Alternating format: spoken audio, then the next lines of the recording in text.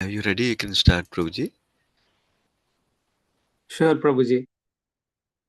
Hope you are able to hear me, Prabhuji. Yes, Prabhu, your voice is coming clearly. Yes. Hare Krishna, dear devotees, please accept my humble obeisances. All glories to Srila Prabhupada and Gurudev. Om Namo Bhagavate Vasudevaya. Om Namo Bhagavate Vasudevaya. Om Namo Bhagavate Vasudevaya. Narayanam Namaskritya Naranchaiva Narottamam. Devim Saraswatim Vyasam Tato Jayam Udirayet. Nashtaprayeshu Abhadreshu Nityam Bhagavata Sevaya. Bhagavate Uttama Sloke Bhaktir Bhavati Naistiki. Today we are reading 6th Canto, Chapter 9, Appearance of the Demon Vritrasura from text 1 to 21. Text 1. Sri Sukadev Goswami continued. Vishvarupa, who was engaged as the priest of the demigods, had three heads. He used one to drink the beverages, somarasa, another to drink wine, and the third to eat food. O King Parikshit, thus I have heard from authorities. Text 2. O Maharaj Parikshit, the demigods were related to Vishvarupa from his father's side, and therefore he visibly offered clarified butter in the fire while chanting mantras such as Indriyani Idam Swaha. This is meant for King Indra, and Idam Agnaye. This is for the demigod of fire. He loudly chanted these mantras and offered each of the demigods his proper share. Text 3. Although offering clarified butter in the sacrificial fire in the name of demigods, without the knowledge of the demigods, he also offered oblations to to the demons because they were his relatives through his mother. Text 4. Once upon a time, however, the king of heaven, Indra, understood that Vishwarupa was secretly cheating the demigods by offering oblations on behalf of the demons. He became extremely afraid of being defeated by the demons, and in great anger at Vishwarupa, he cut Vishwarupa's three heads from his shoulders. Text 5. Thereafter, the head meant for drinking Somarasa was transformed into Kapinjala, Francolin partridge.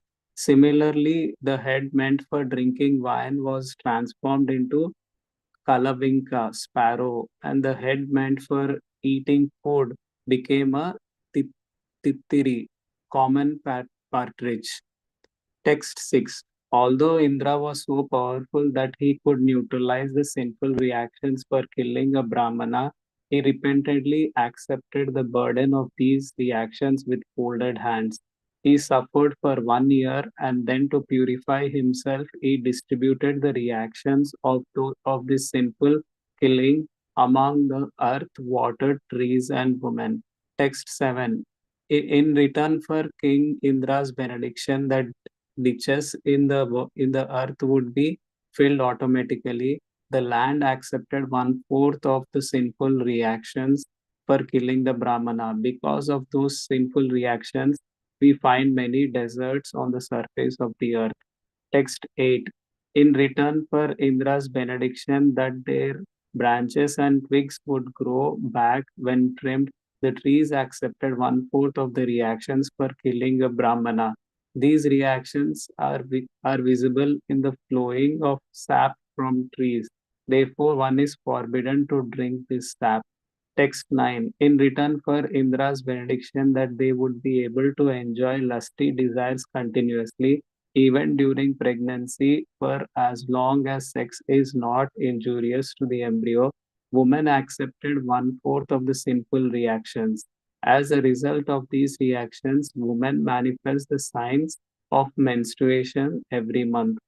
Text 10.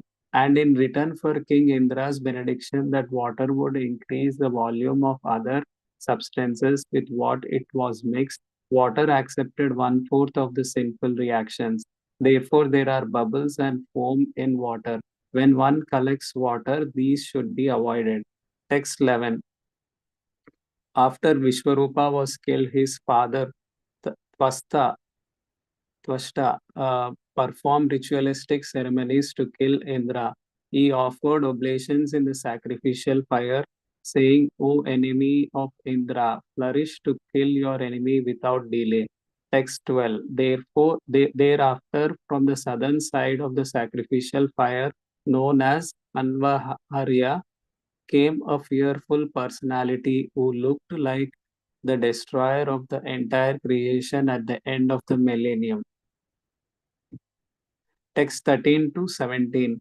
Like arrows released in the four directions, the demigod's body grew day after day. Tall and blackish, he appeared like a burnt hill and was as lustrous as a bright array of clouds in the evening. The hair of the demigod and his beard and mustache were the color of melted copper, and his eyes were piercing like the midday sun. He appeared unconquerable, as if holding the three worlds on the points of his blazing trident. Dancing and shouting with a loud voice, he made the entire surface of the earth tremble as if from an earthquake. As he yawned and again, he seemed to be trying to swallow the whole sky with his mouth, which was as deep as a cave. He seemed to be licking up all the stars in the sky with his tongue and eating the entire universe with his long, sharp teeth. Seeing this gigantic demon, everyone in great fear ran here and there in all directions. Text 18. That very fearful demon, who was actually the son of Vashta, covered all the planetary systems by dint of austerity. Therefore, he was named Vrutra, one who covers everything.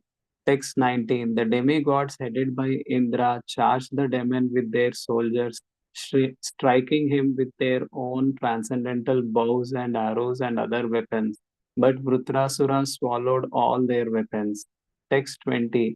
Struck with wonder and disappointment upon seeing the strength of the demons, the demigods lost their own strength. Therefore, they all met together to try to please the super soul, the supreme personality of Godhead Narayana by worshipping him.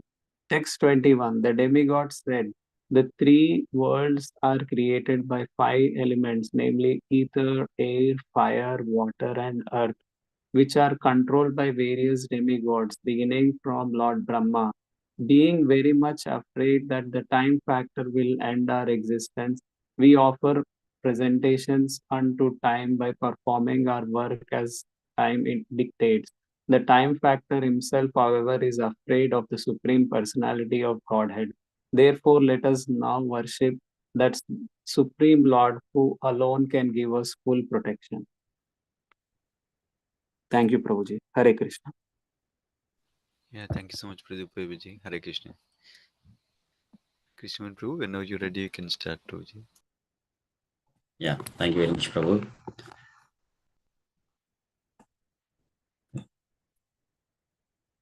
Thank you, Pradeep Prabhuji, for reading today's Bhagavatam section translations. Thank you all for joining. Today we are reading from Srimad Bhagavatam, Canto 6, Chapter 9, title Appearance of the Demon Vritrasura, from slokas 1 to 21. So we'll start with prayers. Om Ajnanatimirandasya Jnananjana Chakshurunmilitam Yena Tasmai Shri Gurave Namaha.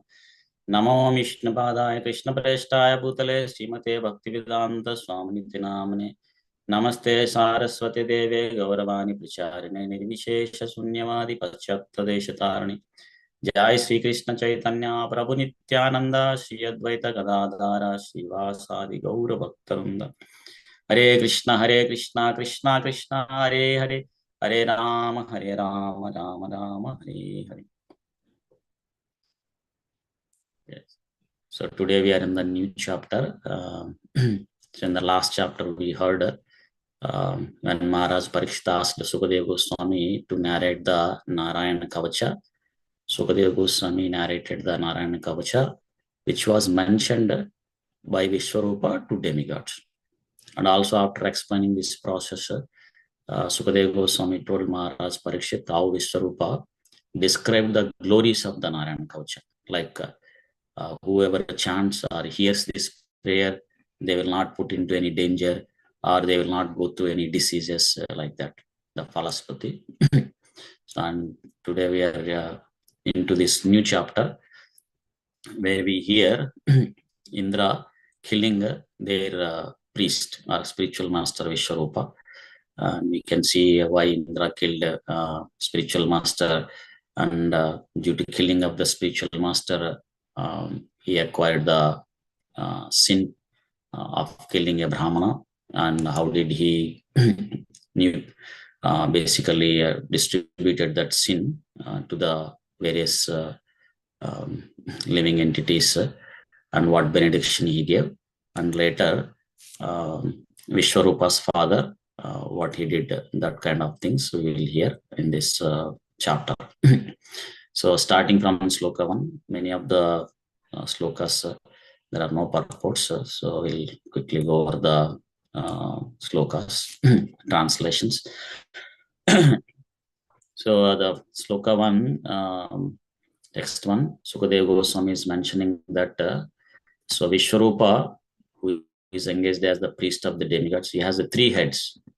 So one head, what he is used to, he drinks the somarasa, and another he used to drink wine, and the third to eat food.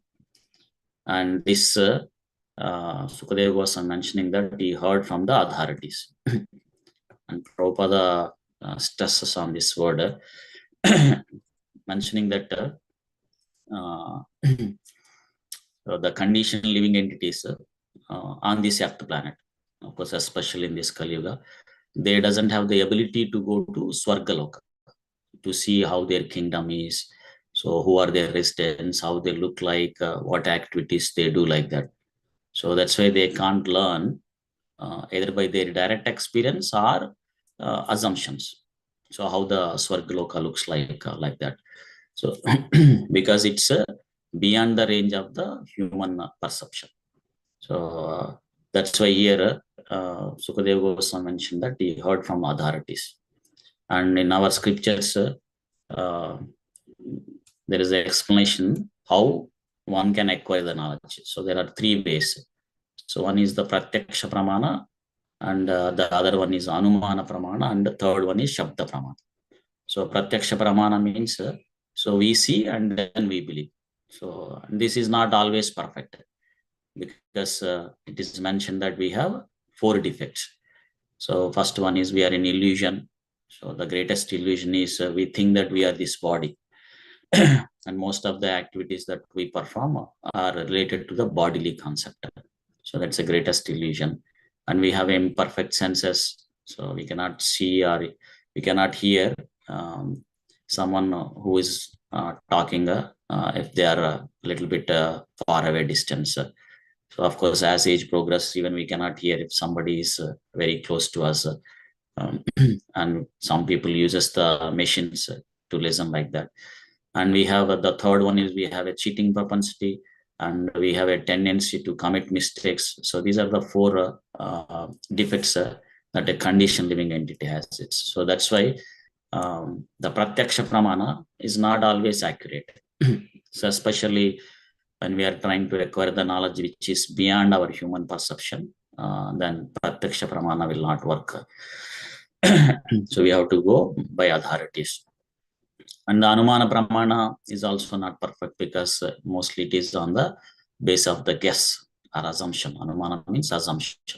It's like a Darwin theory. Prabhupada used that example, like, so Darwin mentions that human beings came evaluated from the monkeys to human being, the man or woman, like that.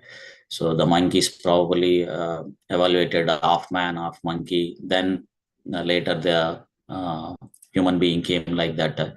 And those are all assumptions, because he was not there at that time during the evaluation.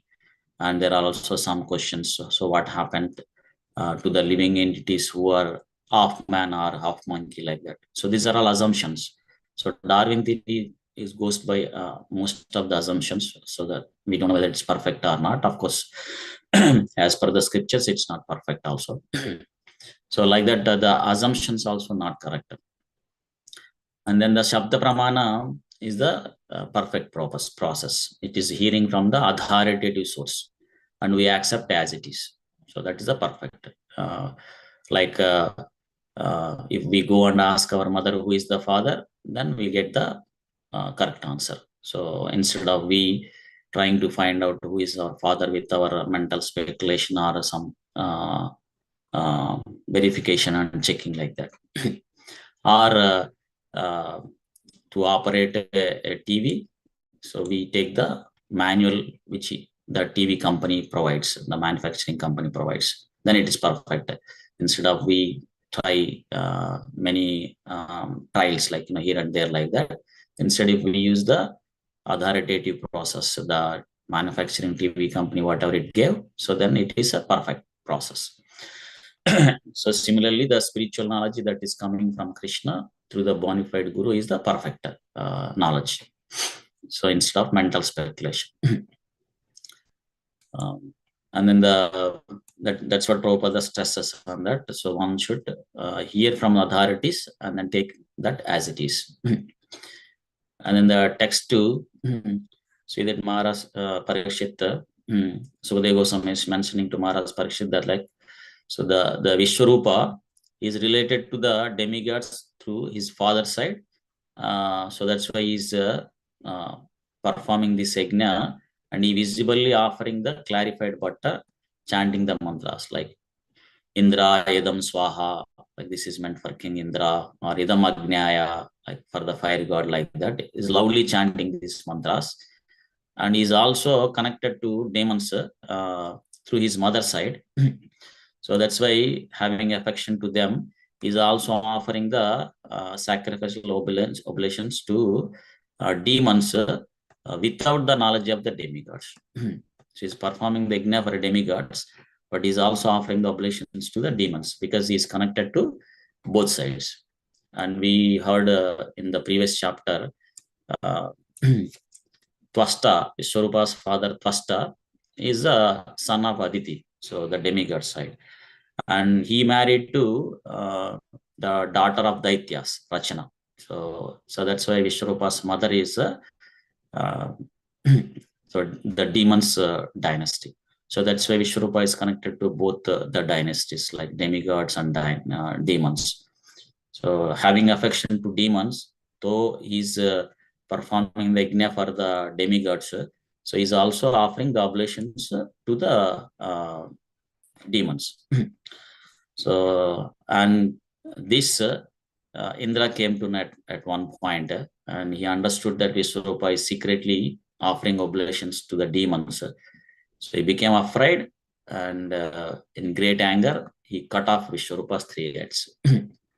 So the 2 things Vishwarupa is doing. One is Deva Heranam, so he's offending the demigods, and another is Dharma Alikam, like is cheating in religious principles, because he's pretending to be the priest of the demigods, but secretly is acting as the priest of the demons also. So that's why Indra became very angry, Rusha, and also afraid, Bhitaha. So why afraid? Because so due to this offering of oblations, the demons becomes more strengthful, like they'll become more powerful, and then it is not going to be possible for the demigods to defeat them. So that's why, so Indra became afraid, and in great anger he cut off the Vishwarupa's 3 heads. So which means that he killed Vishwarupa. So since Vishwarupa is a Brahmana, so now he got the sinful reaction of a Brahmana killing. And here it is mentioned the 3 heads, so how they got transformed. So the head that drinks Somarasa, it transformed into Kapinjala, Franklin partridge, that bird. And the head for drinking wine, it transformed into the bird sparrow. And the head meant for eating, it transformed into Titri. That is another bird, common partridge. And in the 6th sloka, we see that so now Indra got Brahma Hatya, like killing of a Brahmana, the sinful reaction of Brahmana, killing of Brahmana. So though he could neutralize, but he accepted that sinful reaction with folded hands, and he suffered for 1 year.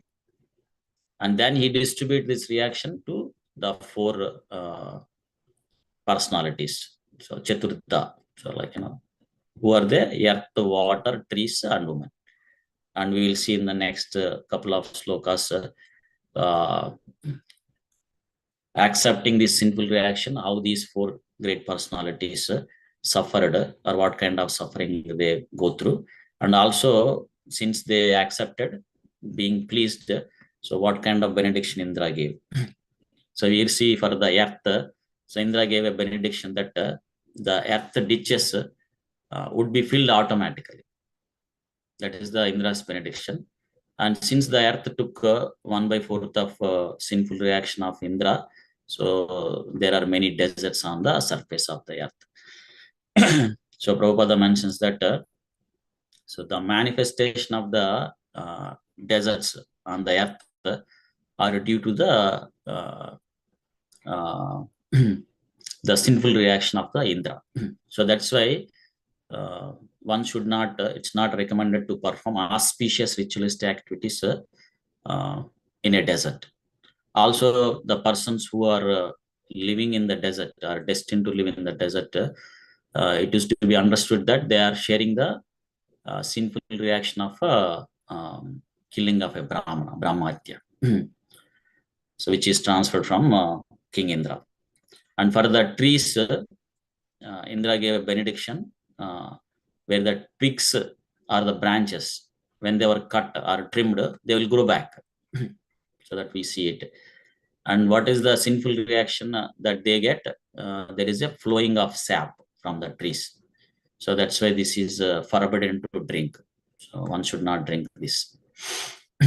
And for the women, Indra gave a benediction where they can enjoy the lusty desires continuously. So even during the pregnancy, as long as it is not injurious to the embryo. And what is the impact of receiving that, accepting the sinful reaction of Indra is the every month they get the menstruation. So this is the sinful reaction of killing of a Brahman. Of course, there is a similar statement in the 3rd canto also, where Prabhupada mentions that the lusty aptitude or the desires of a woman is 9 times greater than the man. So that's why in the 3rd canto we see that Kardama Muni, he expanded himself into 9 forms to satisfy the lusty desire of his wife Devahuti. So we could see that also there. In the text 10, for the water, so Indra's benediction is when water is mixed with other substances, then the volume is increased and we cannot understand. So which is increased like that. And the sinful reaction of the water is the water will have bubbles and foam in the water. So that's why when somebody is collecting water, they should throw away. If they see the bubbles and foam in the water, so they should throw away those bubbles and foam. So they should not accept that. And then we'll see the next couple of slokas, how the Vishwarupa's father acted. So when Vishwarupa father, he came to know that his son was killed by Indra. In the text 11, we see that so Vishwarupa's father is Twasta. So he performed a ritualistic ceremony for what purpose? To kill Indra. So he performed a fire sacrifice where he wanted to produce a great personality who can kill Indra. And Prabhupada mentions in the purport that so when this Vishwarupa's father Twasta, while he was performing this fire sacrifice ritualistic ceremony with the intentions to produce a great personality who can kill Indra, so he chanted the mantras wrongly or inaccurately. So instead, because of that, the whole result became reversed. So instead of a person who can kill Indra, to be produced from this fire sacrifice. So there is a great personality who was came out who will be killed by Indra. So instead of killing Indra, so this person will be killed by Indra. So that mantra, Prabhupada mentions that which is Indra Satro. So it is a short mantra. So it has to be pronounced with a short way, like Indra Satro. Instead, Twasta pronounced in a long manner, Indra Satro, like that. So the meaning is entirely changed. So Indra Satro means who can kill Indra. So, but Indra Satro means when chanted longer, so that person will be killed by Indra. So that's why from this we can see that the Brahmanas who chants a mantra during the fire sacrifice should be very careful. So they should be chanting these mantras very carefully. Because if the mantras are not chanted properly, then the whole result will be, it will not come as expected. So, and this is happened in Satyuga, like we could understand, even Satyuga, we see that once in a while the mantras were not chanted properly and the result is entirely changed. And now we are in Kali Yuga and we don't have this kind of expert Brahmanas who can perform these yajnas properly. So there are no qualified Brahmanas. So that's why the yajna that is prescribed for the Kali Yuga is a Sankirtana yajna. So Kalaut the Hari Kirtana. So in the Kali Yuga, the only Sankirtana that is recommended is Sankirtana yajna, Hare Krishna Mahamantra, chanting of the Hare Krishna Mahamantra. Hare Krishna, Krishna Krishna, Hare Hare, Hare Ram, Ram Ram, Hare Hare, which was inaugurated by Chaitanya Mahaprabhu. So that's why Bhagavatam mentions that if an intelligent person of this Kali Yuga will take up this process of chanting of Hare Krishna Mahamantra, Yajantihi Sumedasaha. So they will take up this process and they make their human life successful.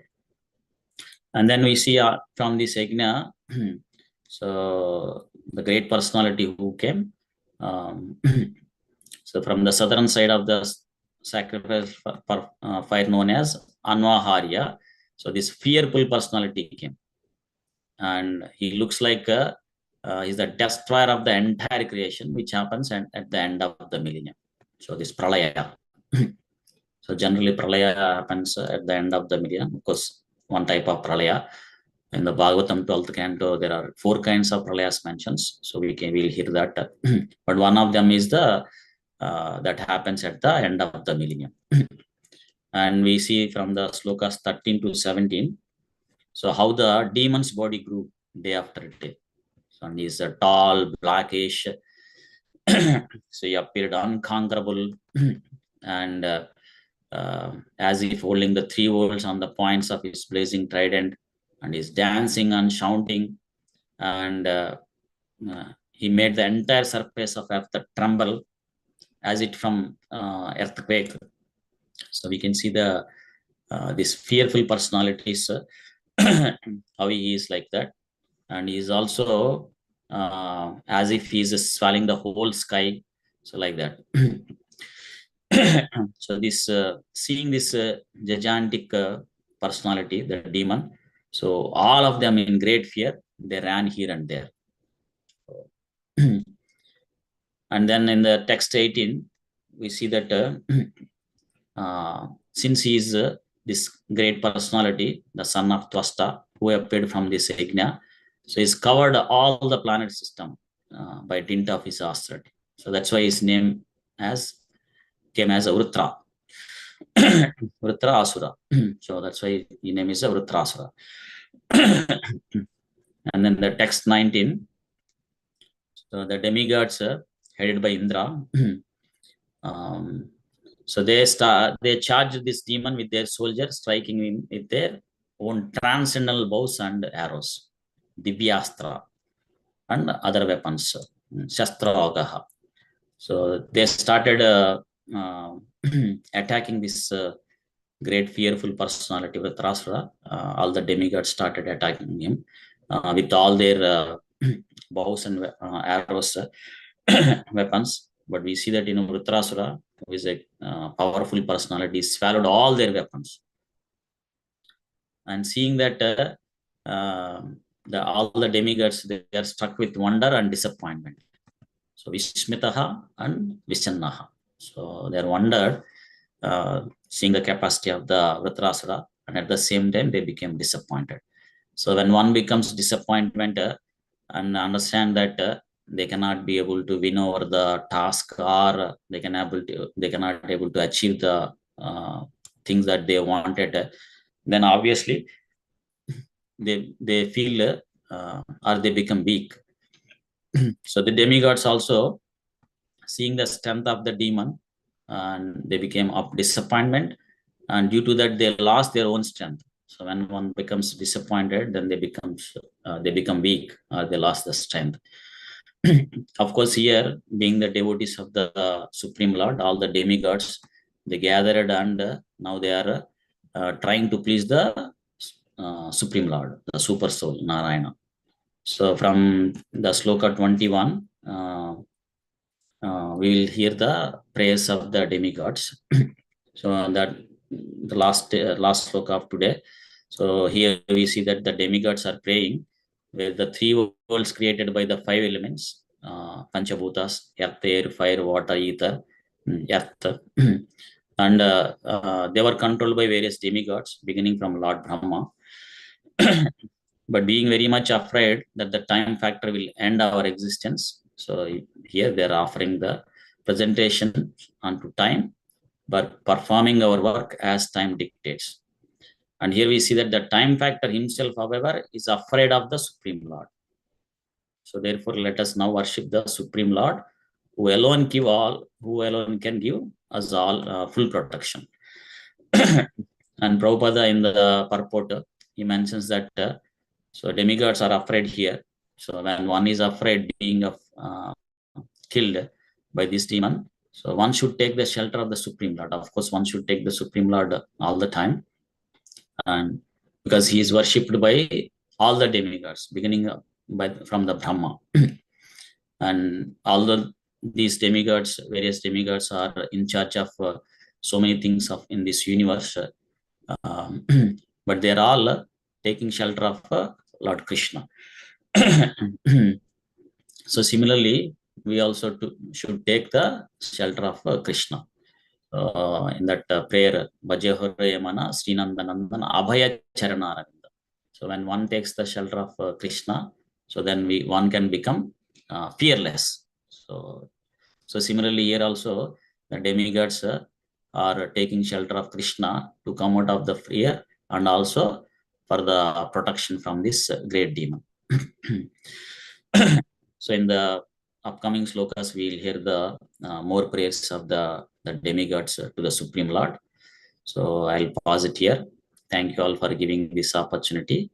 Dhanara Srimad Bhagavatam ki jai. Srila Prabhupada ki jai. Ananta Koti Vaishnava Vrinda ki jai. Hare Krishna. Thank you. Yeah, thank you so much, Krishna Prabhuji. Hare Krishna.